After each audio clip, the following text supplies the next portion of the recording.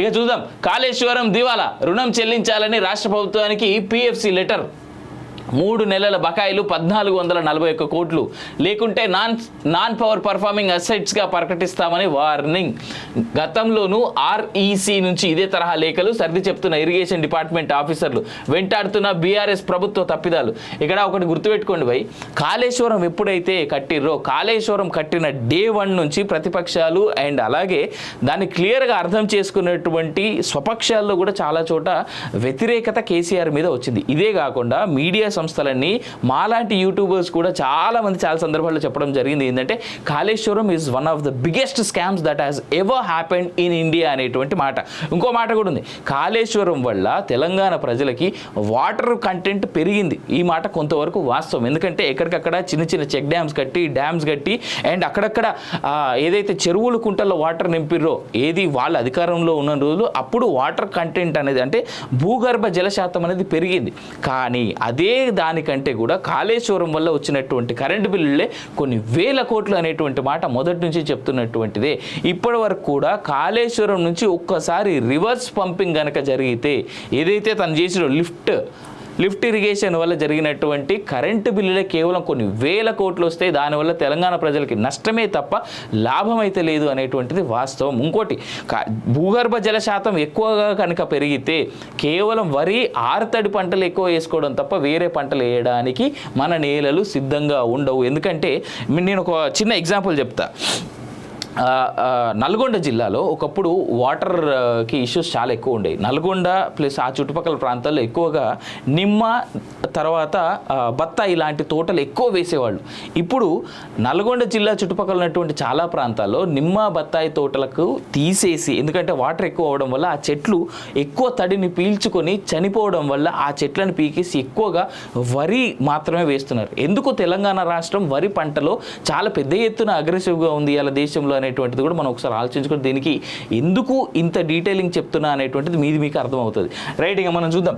ఇది కొంచెం డీటెయిలింగ్లోకి వెళ్తే ఎందుకు 1441 కోట్లు 3 నెలల నుంచి ఎందుకు కట్టట్లేదు ప్రభుత్వం అనేది కూడా చూద్దాం. బీఆర్ఎస్ ప్రభుత్వం హయాంలో కట్టిన కాళేశ్వరం ప్రాజెక్టుకు సంబంధించిన ఆర్థిక నిర్వహణ వ్యవహారం ఇప్పుడు కాంగ్రెస్ ప్రభుత్వం మెడకు చుట్టుకున్నది.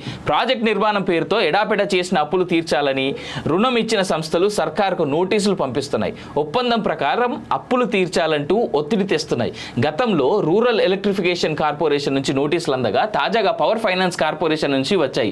ఆర్ఈసీ నుంచి తీసుకున్న రుణాలు నెలవారీగా చెల్లించనున్నట్టు రాష్ట్ర ప్రభుత్వంతో ఒప్పందం కుదిరింది. పిఎఫ్సి నుంచి తీసుకున్న రుణాల్లో 3 పద్ధతులకు క్వార్టర్లీ పేమెంట్స్ జరగాల్సి ఉండగా మరో 2ంటికి నెలవారీ చెల్లింపులు జరగాల్సి ఉన్నది. అందులో భాగంగానే పిఎఫ్సి నుంచి ఇటీవల రాష్ట్ర ప్రభుత్వానికి బకాయిల పేమెంట్స్ కోసం పెండింగ్ అని చెప్పేసి బిల్లు వచ్చినట్టు మనం చూస్తున్నాం.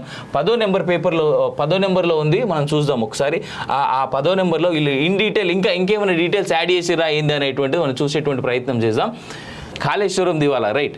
సో నోటీసులు వచ్చాయి. 1441 కోట్లు చెల్లించాలని నోటీసులు. కుదుర్చుకున్న ఒప్పందం ప్రకారం గతేడాది డిసెంబర్, ఈ సంవత్సరం జనవరి, ఫిబ్రవరి నెలలకు గాను మొత్తం 1441 కోట్ల ప్రిన్సిపల్, అంటే 1441 కోట్లు అనేది ఒరిజినల్ అమౌంట్ అంతే, ఇంకా మళ్ళీ ఇంట్రెస్ట్ కూడా కాదు, అది చెల్లించాలని పిఎఫ్సి మేనేజింగ్ డైరెక్టర్ ఆ నోటీసులో పేర్కొన్నారు. లేని పక్షంలో కాళేశ్వరం ఇరిగేషన్ ప్రాజెక్టును కార్పొరేషన్ లిమిటెడ్ సంస్థకు ఎన్పిఏగా ప్రకటించాల్సి వస్తుందని నోటీస్ ద్వారా హెచ్చరించారు. ఎన్పిఏ అంటే నాన్ పర్ఫార్మింగ్ అథారిటీ కింద, నాన్ పర్ఫార్మింగ్ అసెట్స్ కింద ప్రకటిస్తే దీనికి ఇక మళ్ళీ దాని మీద అప్పులు రావు.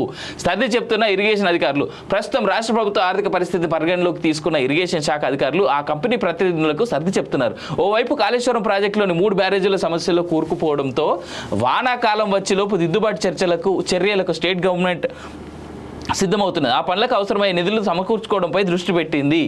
రైట్, గతంలో ఆర్ఈసీ, నేడు పిఎఫ్సి బకాయిల చెల్లింపుపై గతంలో ఆర్ఈసీ సైతం ఇరిగేషన్ డిపార్ట్మెంట్కు లేఖలు రాసింది. ఇప్పుడు పిఎఫ్సి సైతం ఉత్తరాలు రాస్తున్నది. కాళేశ్వరం ప్రాజెక్టు కోసం తీసుకున్న సుమారు 97,449 కోట్ల అప్పులో, అంటే ఇంకో 2,500 కోట్ల చిల్లర తీసుకుంటే 1,00,000 కోట్లు, లిటరల్గా 1,00,000 కోట్లు ఇక్కడ క్లియర్గా రాస్తున్నది. కాళేశ్వరం ప్రాజెక్టు కోసం తీసుకున్న సుమారు 97,449 కోట్ల అప్పులో 68,273 కోట్లు ఈ 2 సంస్థల నుంచి వచ్చినవి. ఇందులో ఆర్ఈసీ 30,536 కోట్లు సమకూర్చగా పిఎఫ్సి 37,737 కోట్ల రుణం ఇచ్చింది.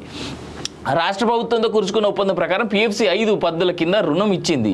ఇందులో 3 క్వార్టర్లీ పేమెంట్స్ ప్రకారం 2022 అక్టోబర్ నుంచి మొత్తం 48 వాయిదాల్లో 12 సంవత్సరాలు పూర్తి చేయాల్సి ఉన్నది. మరో 2 పద్ధతుల కింద 144 నెలవారీ వాయిదాల్లో అదే తేదీ నుంచి చెల్లాల్సి ఉన్నది. దివాలా తీసిన సంస్థగా ప్రకటించక తప్పదని వార్నింగ్. రాష్ట్ర ప్రభుత్వానికే చెడ్డ పేరు వస్తుందేమోనని. ఒకవేళ కాళేశ్వరం ప్రాజెక్ట్ని కనుక మనం ఎన్పిఏ కింద మార్క్ చేసిండ్రు అనుకోండి, దీంట్లో పోయినటువంటి ప్రభుత్వానికి కానీ ఇంకొకరికి కానీ ఎవరికి వచ్చేటువంటి నష్టం ఉండదు. దీంట్లో స్ట్రైట్గా రాష్ట్ర ప్రభుత్వానికి ప్లస్ రాష్ట్రానికే చెడ్డ పేరు వస్తుంది తప్ప ఇంకో మాట ఏం లేదు దీంట్లో. అది కానీ జరిగితే రేపొద్దున మనం రాష్ట్రం తరపున ఉన్నటువంటి ప్రభుత్వమే కావచ్చు, లేదంటే రాబోతున్నటువంటి ఒకవేళ ఈ ప్రభుత్వం పోయి రేపొద్దున వేరే ఇంకో ప్రభుత్వం వచ్చినా సరే మళ్ళీ లోన్లకు పోవడానికి అవకాశం ఉండదు. తెలంగాణ ప్రభుత్వం మీద సెంట్రల్ గవర్నమెంట్ ఏదన్నా పోనీలేరబాయ్ అని జాలి తలచి ఇస్తే తప్ప. ఎందుకంటే NPA is one of the dangerous things. ఎందుకంటే చాలామంది తెలుసు అప్పులు కట్టితే మాత్రమే ఎన్పిఏ అనేటువంటి తీసేస్తుంది.